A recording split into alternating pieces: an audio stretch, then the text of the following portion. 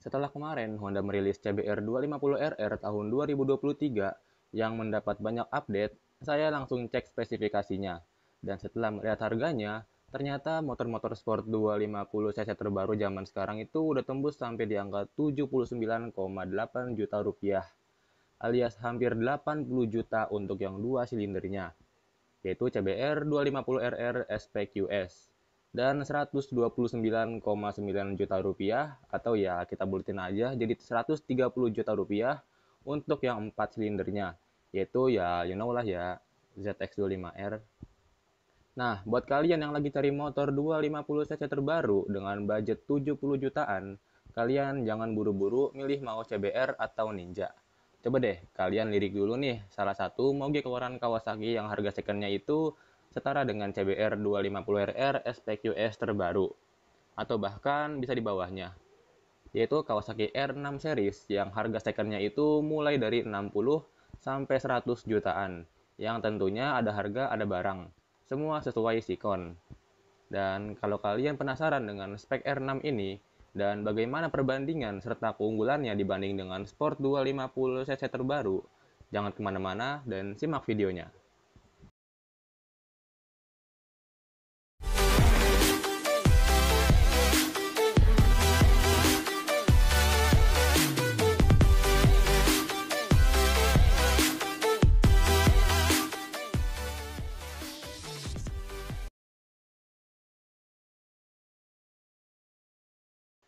Untuk genre, R6 ini terbagi menjadi dua, yaitu R6N yang berarti naked bike.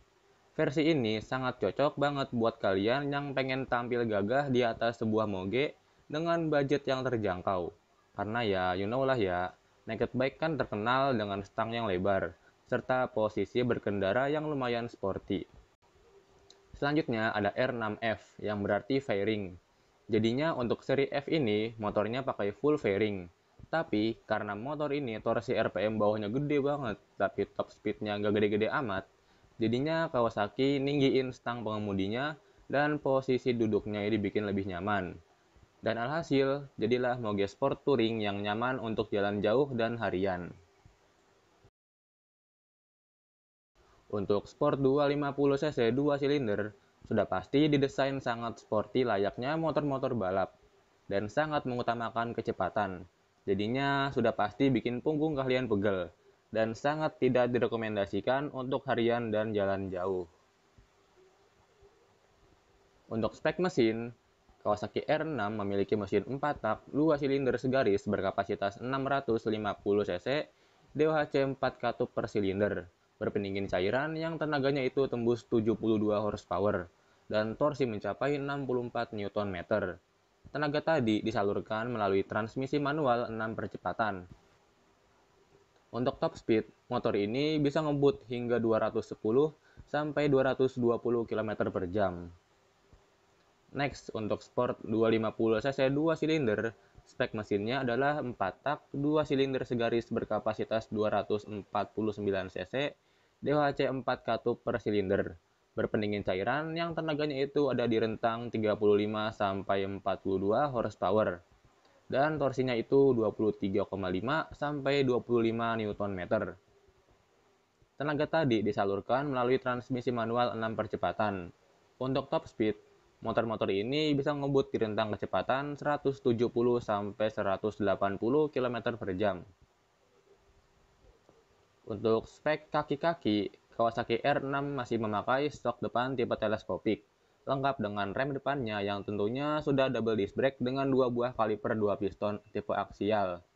Untuk rem belakang, pakai tipe disc brake dengan 1 kaliper 1 piston. Dan untuk shock belakangnya, juga tentunya pakai monoshock yang posisinya itu agak unik, yaitu ada di bagian kanan motor, nggak tepat berada di tengah. Untuk spek kaki-kaki Sport 250cc, ada yang pakai shock depan tipe teleskopik dan upside down, lengkap dengan rem depan disc brake 1 kaliper 2 piston tipe aksial, dan shock belakangnya juga pasti pakai monoshock, dan rem belakangnya juga sudah disc brake 1 kaliper 1 piston. Next, untuk fitur dan kecanggihan, Sport 250cc jauh lebih canggih. Semuanya kompak pakai headlamp LED dan rem ABS. Lalu untuk CBR dan R25 pakai speedometer full digital.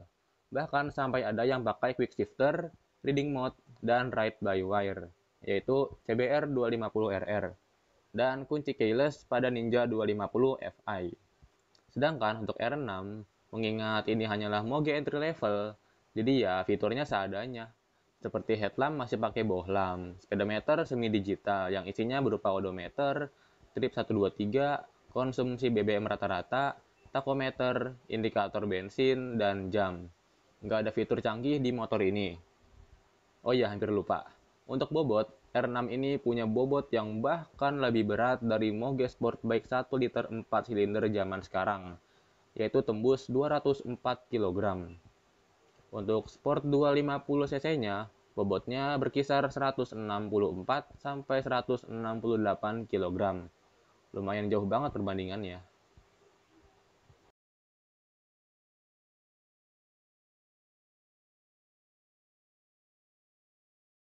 Mungkin beberapa orang ada yang agak ragu atau bahkan sangat ragu ketika beli motor second. Apalagi untuk R6 series ini usianya udah 10 tahun lebih. Biasanya orang males beli motor second itu karena takutnya bekas crash lah, bekas banjir lah, dan lainnya. Serta mungkin mereka nggak terlalu ngerti tentang cara meriksain motor bekas, dan nggak punya kenalan montir yang handal. Jadinya mereka cari aman aja dengan cara beli motor baru. Padahal, kalau dipikir-pikir sih pemilik moge itu kan biasanya orang-orang berduit. Jadinya soal maintenance atau perawatan mesin, serta bodi juga harusnya sih udah terjamin kerutinannya ya. Ditambah lagi odometer atau jarak tempuhnya juga sebagian besar itu sangat rendah, karena motornya jarang dipakai harian, atau ibaratnya mah motornya cuma jadi penghuni garasi doang yang hanya keluar setiap hari Minggu. Karena ya maklum lah ya, moge kan berat, ditambah lagi dimensinya juga lebar, jadinya kurang asik aja dipakai salip-salip di jalanan macet saat weekday. Harusnya sih itu bisa mengurangi keraguan mereka untuk beli moge-moge second. Dan ya, kalau mau makin hilang 100% ragunya, kalian tinggal datang aja ke showroom moge yang udah terkenal. Dijamin deh, kualitas motornya di sektor mesin serta bodi mirip banget kayak motor baru keluar dealer. Dan keuntungan lainnya ketika kalian beli moge second atau khususnya R6 second ini, biasanya kalian akan dapat modifannya juga yang nempel di motor tersebut. Kalau ada ya. Nah, kan mantep ya, udah harganya murah, kualitas bagus, dapat modifan pula. Apalagi kan user moge mah jarang banget ada yang pakai part modifan yang KW atau yang merek-merek nggak jelas. Pakainya merek-merek luar negeri semua yang harganya selangit. Jadinya soal kualitas bisa dibilang sangat worth it sekali untuk dibeli. Tapi kalau kalian mau beli Sport 250 cc terbaru juga sangat worth it. Kalian bisa dapat seabrek fitur canggih yang nggak ada di R6.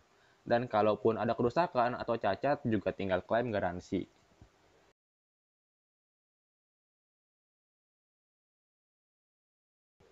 Selanjutnya soal maintenance dan perawatan. Karena R6 ini tergolong moge, jadinya ya di sektor ini jelas R6 bakal kalah dibanding Sport 250 cc. Ya, walaupun throttle body dan injektornya sama-sama ada 2 biji, tapi tetap aja biaya servisnya bakal lebih mahal dibanding 250 cc 2 silinder. Itulah kurang lebih ibaratnya. Dan soal oli sih, kalian bisa pakai oli yang sama antara Sport 250 cc dan R6. Cuman bedanya ada di kapasitasnya doang yang pastinya R6 kapasitas olinya lebih banyak.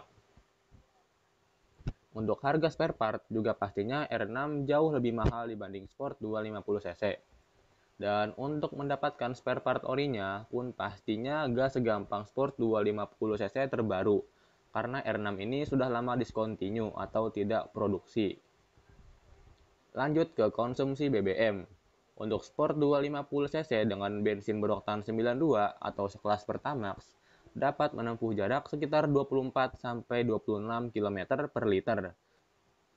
Sedangkan untuk R6 ini dapat menempuh jarak sekitar 17 km per liter dengan menggunakan bensin beroktan 92. Boros? Kalau kalian beli moge sih harusnya udah nggak usah mikirin borosnya ya. Karena walaupun boros, ini sangat sebanding dengan tenaga yang dihasilkan. Lawang torsinya aja tembus 64 Nm, sedangkan Sport 250 cc cuma 23-25 Nm.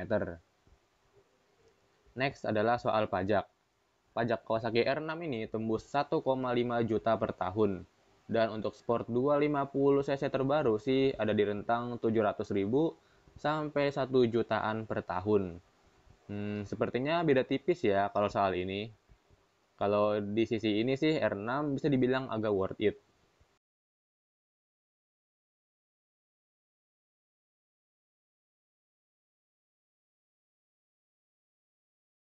Jadi kesimpulannya adalah R6 second ini sangat worth it jika kalian punya penghasilan yang cukup besar. Mengingat harga spare part, perawatan, konsumsi BBM, dan pajaknya yang sudah pasti lebih mahal dibanding Sport 250 cc. Dan jika kalian punya penghasilan yang sekiranya standar, kalian bisa ambil Sport 250 cc baru. Karena biaya untuk merawatnya jauh lebih murah dan terjangkau dari segala sisi dibanding R6. Dan seperti yang sudah saya bilang tadi, jika terjadi trouble juga untuk R6 pasti biaya spare part atau perbaikannya lebih mahal. Ini bisa jadi pertimbangan kalian sebelum beli R6 second. Ingat, jangan sampai kita mampu beli sesuatu tapi nggak mampu untuk merawatnya. Jadi, segini dulu pembahasan kita kali ini. Terima kasih sudah selalu nonton dan support channel ini hingga saat ini. Sampai berjumpa di video selanjutnya.